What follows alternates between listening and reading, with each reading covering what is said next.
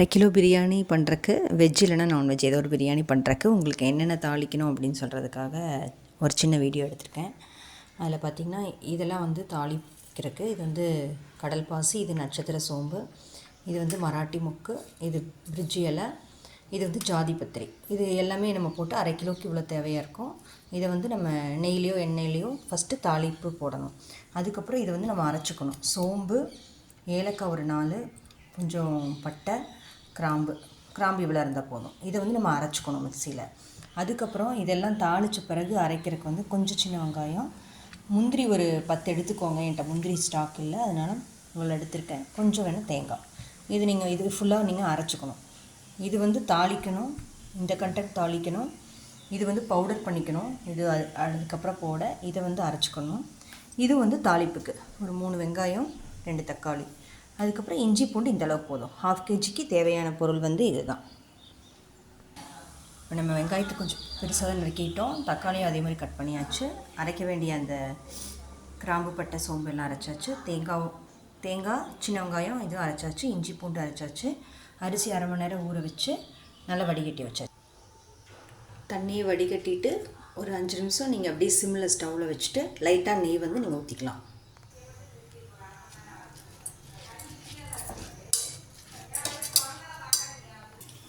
நமக்கு வந்து கொஞ்சமாக எண்ணெய் ஊற்றிக்கலாம். நிறைய எண்ணெய் தேவைப்படாது, கொஞ்சமாக எண்ணெய் ஊற்றி காஞ்சிட்டு பிரிட்ஜி எல்லாம் போடுறோம்.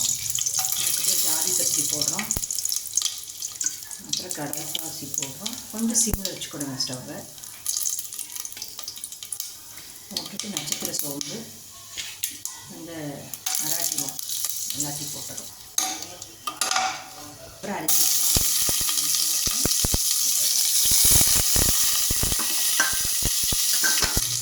அட் சேம் டைம் நான் வந்து சிக்பீஸ் பிரியாணி தான் பண்ண போகிறேன். அதாவது பெரிய கொண்டக்கடலை.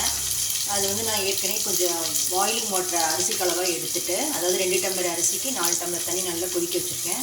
சிக்பீஸ் ஒரு 5 நிமிஷம் வெங்காயம்லாம் வதங்குறதுக்குள்ளே வெந்துச்சுன்னா விசில் வர்றதுக்கு நமக்கு கரெக்டாக இருக்கும். 2 மினிட்ஸ் நல்லா வெங்காயம் வதங்கிடுச்சு. நான் இஞ்சி பூண்டு அரைச்சி வச்சு இஞ்சி பூண்டு விழுது அதில் சேர்த்துறேன். இஞ்சி பூண்டு வதங்கினதும் நம்ம இந்த சோம்பு, ஏலக்காய், பட்டை, கிராம்பு அரைச்சி வச்சோம் இல்லையா, அந்த பவுடரையும் போட்டு நல்லா வதக்கிட்டோம்.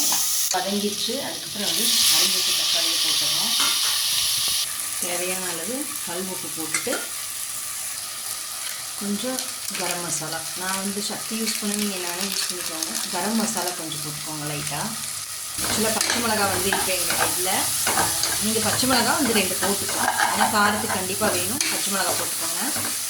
இப்போ நான் வந்து இந்த பாயில்டு வாட்டரை அப்படியே கொஞ்சமாக சேர்த்திடுறேன்.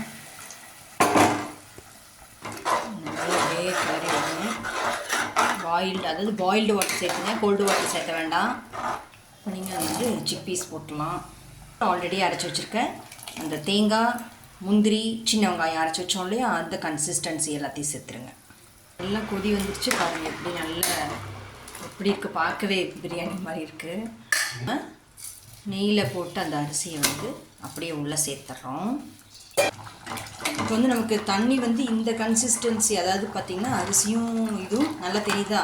இப்போவே நீங்கள் வந்து மூடி போட்டுருங்க, இல்லைன்னா தண்ணி பற்றாமல் கடைசியில் விசில் வராமல் தீஞ்சு போயிடும். ஸோ இப்போ நம்ம வந்து மூடி போட்டுடலாம். ஒரு விசில் வந்துருச்சு. இப்போ நம்ம ஒரு 2 மினிட்ஸ் வந்து சிம்மில் வச்சுட்டு தான் ஆஃப் பண்ணலாம்.